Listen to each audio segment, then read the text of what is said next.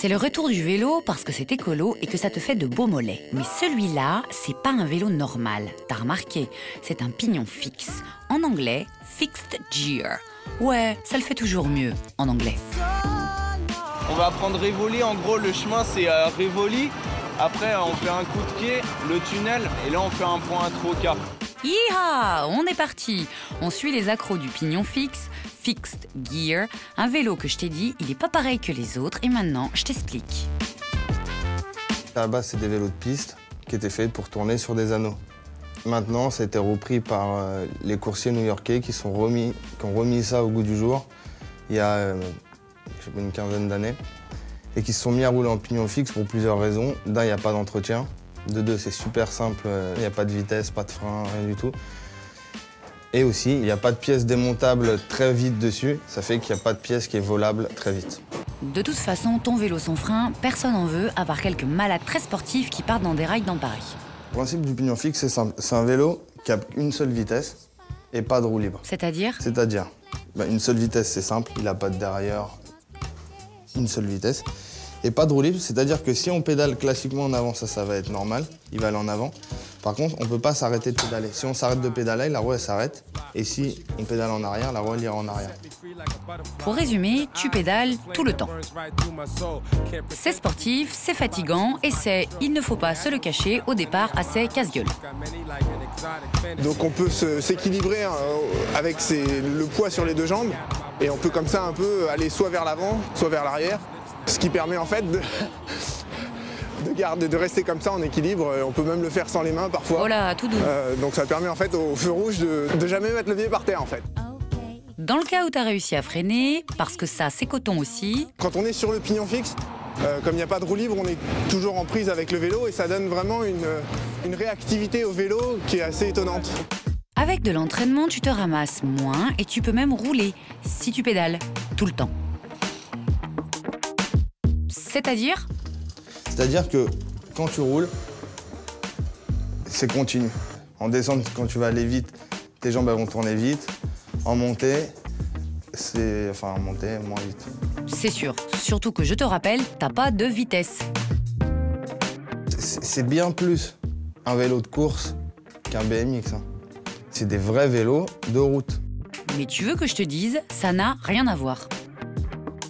Aussi, ce qui fait partie un peu du truc, c'est de trouver des vieux cadres de piste, de les refaire à la fin, de se les réapproprier en fait, des vieux vélos en les repeignant, en remontant des pièces neuves. On s'en fait un là ? Donc en partant d'un cadre, c'est simple, il y a un pédalier, très important, les roues. On en a en rouge, on en a en rose, guidon de route, guidon droit. Après, selle, pédale, c'est tout ce qu'il y a de... Enfin, pas de plus classique, parce qu'après, il n'y a rien qui est classique. Si tu veux des infos, un coup de main, tu peux aller sur pignonfixe.com, le forum des accros du pignon fixe. Celui-là, elle n'a pas de frein, mais ils peuvent tous être montés avec des freins. Le fait de ne pas avoir de frein, bon, faut vraiment être sûr de soi, faut vraiment bien maîtriser le pignon fixe. Je pense que quand on roule en ville, il y a toujours des imprévus, donc moi je préfère garder un frein, c'est un gage de sécurité. Et il m'a souvent servi, donc je suis content de l'avoir et je pense pas que je l'enlèverai. Tu m'étonnes, avec le pignon fixe, tu peux te faire de jolies frayeurs.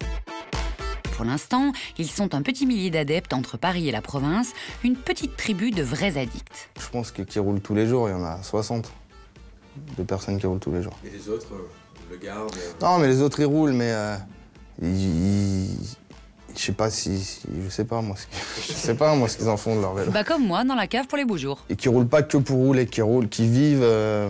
parce que c'est ça aussi, c'est que le fixe, ce qui est cool, c'est qu'on peut faire des vrais trajets avec. Et si t'envoies le pâté, tu peux même taper du 60 km/h. Enfin, je cite, c'est ce qu'on m'a dit. Une fois que tu t'es remis au vélo, ça c'est facile, vu que t'as pas oublié et que tu t'es entraîné avec ton pignon fixe, tu peux tenter un truc encore plus coton.